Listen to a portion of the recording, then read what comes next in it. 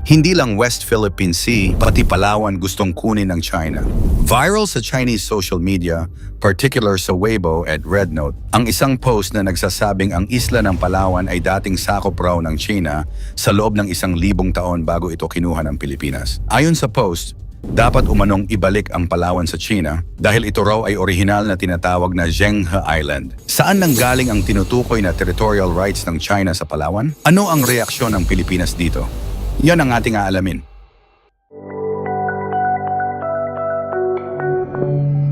Inaangkin ng China ngayon ang Palawan dahil di umano dati raw nila itong pagmamay-ari na pinangalangang Zhenghe Island. Hango daw ito sa isang sikat na Chinese explorer na si Zhenghe mula pa noong 1300s hanggang 1400s. Nagkalat ang balitang ito sa social media platforms na sikat sa China. Sa isang post sa Jihu, ang Chinese version ng Quora, may isang online user na nagsabing may malalim na koneksyon daw ang Palawan sa China mula pa noong sinaunang panahon.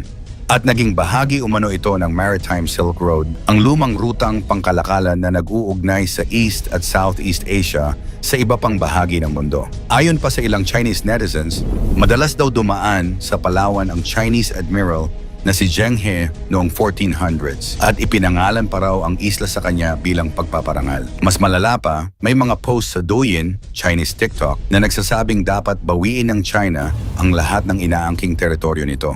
Pero mismong gobyerno ng China ay hindi kailanman nagdeklara ng opisyal na claim sa Palawan, kaya bakit biglang lumalabas ang ganitong mga kwento sa social media? Pero alam naman ng karamihan na mahigpit ang control ng China sa kanilang social media platforms, kaya hindi maitatanggi na maaaring parte talaga ito ng kanilang propaganda. Agad namang nagsalita ang National Historical Commission of the Philippines, NOHCP, noong February 28. Sinabi nitong walang batayan ang China sa sinasabi nilang kasaysayan ng Palawan at isang malinaw na pagtatangkang magpakalat lamang ng fake news. Makikita sa kumakalat na litrato ang isang di umano lumang mapa ng China kung saan malinaw na makikitang parte ng kanilang mapa ang Palawan.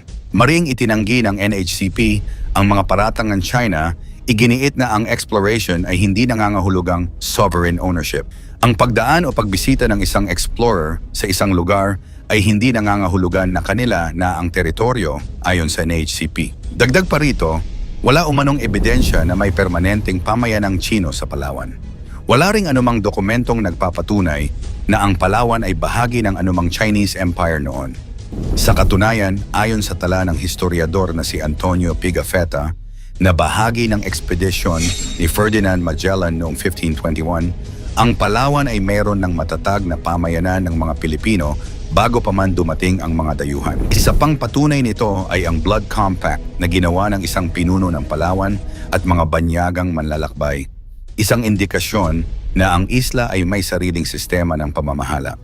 Malinaw rin sa mga lumang mapa mula sa 1500s hanggang 1800s na ang Palawan ay bahagi ng Philippine Archipelago. Pinamamahalaan ito ng Sultanato ng Sulu at ng Spanish Captain Generalcy ng Pilipinas. Sa kalaunan, ang 1898 Treaty of Paris at ang 1900 Treaty of Washington ay nagsaad ng malinaw na hangganan ng teritoryo ng Pilipinas kung saan kasama ang Palawan. Kaya paano ito naging pag-aari ng China? Pagpapakalat ng fake news ng China. Hindi na bago ang mga ganitong kasinungalingan mula sa China. Ilang beses na itong naglunsad ng mga peking naratibo upang palakasin ang kanilang pag-angkin sa iba't ibang teritoryo. Hindi lang ito tungkol sa Palawan, kundi pati na rin sa West Philippine Sea, kung saan patuloy nilang inaangkin ang mga isla na bahagi ng ating Exclusive Economic Zone, EEZ. Sa totoo lang, kung pagbabatayan ang luhika ng China, dapat bang ang lahat ng lugar na nadaanan ng kanilang mga explorer ay pagmamay-ari nila? Kung ganoon ang kaso, hindi ba dapat ang Amerika ay pagmamay-ari na rin ng mga bansang natuklasan ng mga European explorers? Kaya ang ganitong klaseng pagpapakalat ng balita ng China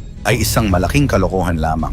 Patuloy na ginagamit ng China ang maling impormasyon upang igiit ang kanilang control sa West Philippine Sea, kabilang ang sinasabing kasunduan umano sa Pilipinas na nagpapahintulot sa kanila sa teritoryo. Isang pahayag na walang opisyal na basehan. Sa kabila ng kanilang agresibong pagharang at panghaharas sa mga barkong Pilipino, pinapalabas nilang ang Pilipinas ang gumagawa ng tensyon sa rehiyon. Isa rin sa kanilang propaganda ang pag-angkin sa Ayungin Shoal kahit na malinaw na nasa loob ito ng Exclusive Economic Zone, EEZ, ng Pilipinas at may lehitimong presensya roon ang BRP Sierra Madre. Dagdag pa rito, ipinipilit nilang nakikinabang umano ang mga Pilipino sa kanilang presensya sa West Philippine Sea kahit na ang totoo, ang ating mga mangingisda ang direktang naaapektuhan sa kanilang pang-aagaw ng likas na yaman at pananakot sa ating teritoryo. Ang ganitong klaseng disinformation campaign ng China ay hindi lang Pilipinas ang apektado. Marami ng bansa sa Southeast Asia ang nakaranas ng agresibong propaganda at territorial na pang-aangkin mula sa China. Halimbawa sa Vietnam,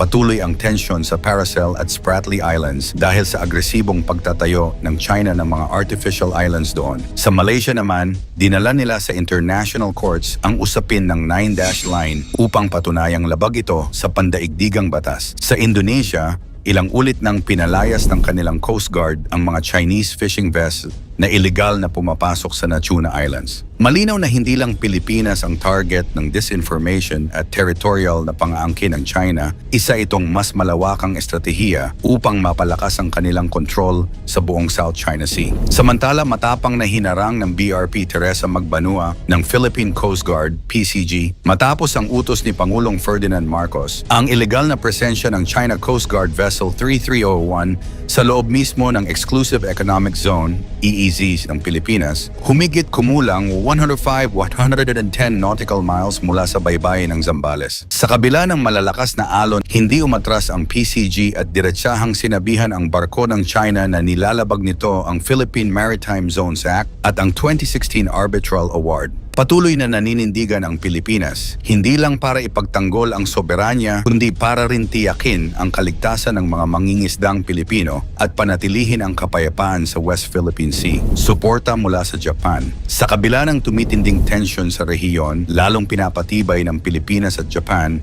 ang kanilang ugnayang pansiguridad. Sa isang usapan sa Maynila, nagkasundo sina Defense Secretary Gilberto Teodoro Jr. at Japanese Defense Minister Hen Nakatani na palakasin ang kooperasyon kabilang ang usapin sa defense exports at military information security. Parehong nagpahayag ng pangamba ang dalawang bansa sa agresibong kilos ng China sa East at South China Seas, kaya't binigyang diin ni Teodoro ang halaga ng matibay na alyansa upang pigilan ang unilateral actions. Samantala, iginiit ni Nakatani ang suporta ng Japan sa isang malaya at bukas na Indo-Pacific.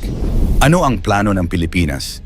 Patuloy na ipaglalaban ng NHCP at iba pang institusyon ang kasaysayan upang hindi ito baluktutin, habang maaaring ipanawagan ng ating gobyerno sa international community ang patuloy na fake news na pinapakalat ng China tungkol sa ating teritoryo. Kasabay nito, kung magpapatuloy ang ganitong agresyon, posibleng lalo pang palakasin ang presensya ng ating hukbong sandatahan sa Palawan at iba pang estratehikong lokasyon upang maprotektahan ang ating soberanya. Muli na namang nagpakalat ng kasinungalingan ang China, sinasabing kanila raw ang Palawan. Ngunit tulad ng dati, walang ebidensya ang kanilang mga sinasabi. Malinaw sa kasaysayan, sa mga dokumento at sa mga mapa na ang Palawan ay bahagi ng Pilipinas at hindi kailanman naging bahagi ng China. Ang ganitong mga hakbang ng China ay hindi dapat baliwalain. Ito ay bahagi ng kanilang estratehiya upang dahan-dahang palakasin ang kanilang kontrol sa ating teritoryo. Kaya mas nararapat lamang na mas mapagmatyag pa tayong lahat dahil hindi lang lakas militar ang maaaring magamit upang manakop, kundi gamit din ang social media upang magpakalat ng fake news at manglason sa utak ng karamihan. Ano ang masasabi mo tungkol sa walang basehang pagkikimkim ng China sa Palawan? Ikomento mo naman ito sa ibaba. Huwag kalimutang i-like at i-share. Maraming salamat at God bless.